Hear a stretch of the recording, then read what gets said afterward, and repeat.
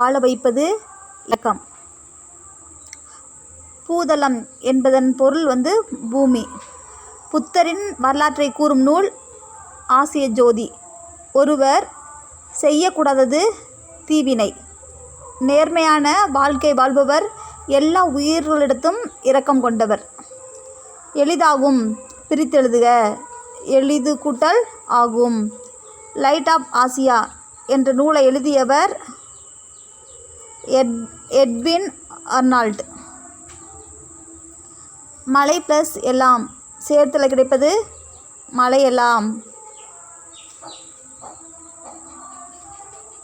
36 ஆண்டுகள் பள்ளி ஆசிரியராக பணியாற்றியவர் கவிமணி.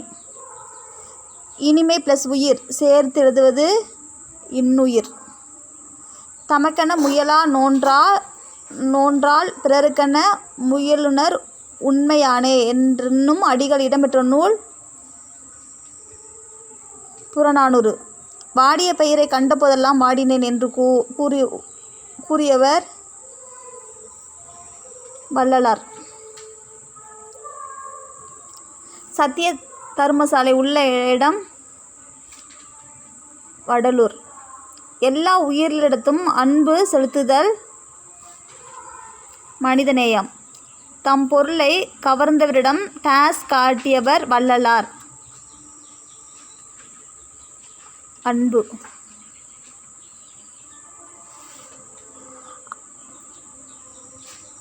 அன்னை தெரசாவிற்கு எதற்காக நோபல் பரிசு கிடைத்தது? அமைதி. கைலாஷ் சத்யார்த்தி தொடங்கிய இயக்கம் குழந்தைகளை பாதுகாப்போம்.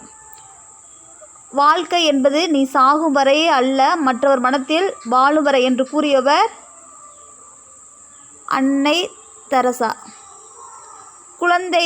குழந்தைகளை தொழிலாளராக மாற்றுவது மனித தன்மைக்கு எதிரான குற்றம் என கூறியவர் கைலாஷ் சத்யார்த்தி.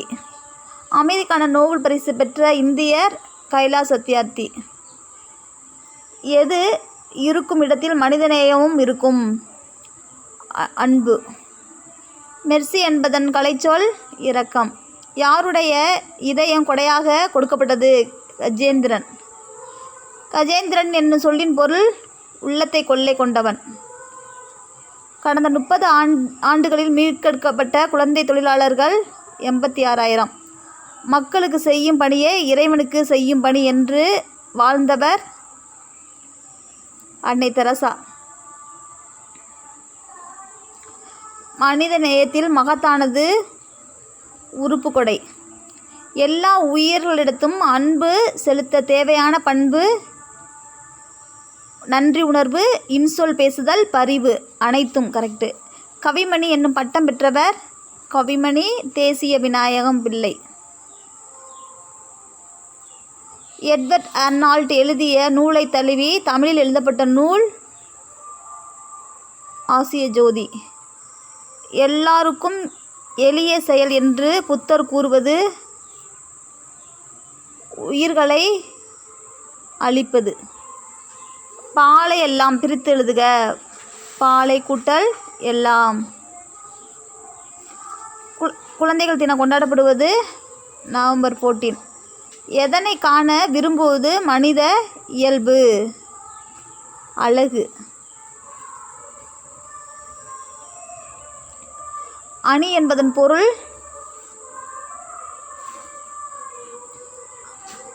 அதாவது கவின் எழில் அழகு அனைத்தும். அணி என்பதன் பொருள் கவின் எழில் அழகு அனைத்தும். கரெக்டு. கவிஞர் தம் கருத்தை சுவையோடு சொல்வதற்கு உதவுவது அணி. நபிர்ச்சி என்பதன் பொருள் சொல்லுதல். நபிர்ச்சி என்பதன் பொருள் சொல்லுதல். பொருளின் இயல்பை உள்ளது உள்ளபடி கூறுவது இயல்பு நபிர்ச்சியணி. பொருளின் இயல்பை மிகைப்படுத்தி கூறுவது உயர்வு நபிர்ச்சியணி. இயல்பு நபிர்ச்சி அணியின் மற்றொரு பெயர் தன்மை நபிர்ச்சியணி. தோட்டத்தில் மேய்து வெள்ளை பசு என்று பாடியவர்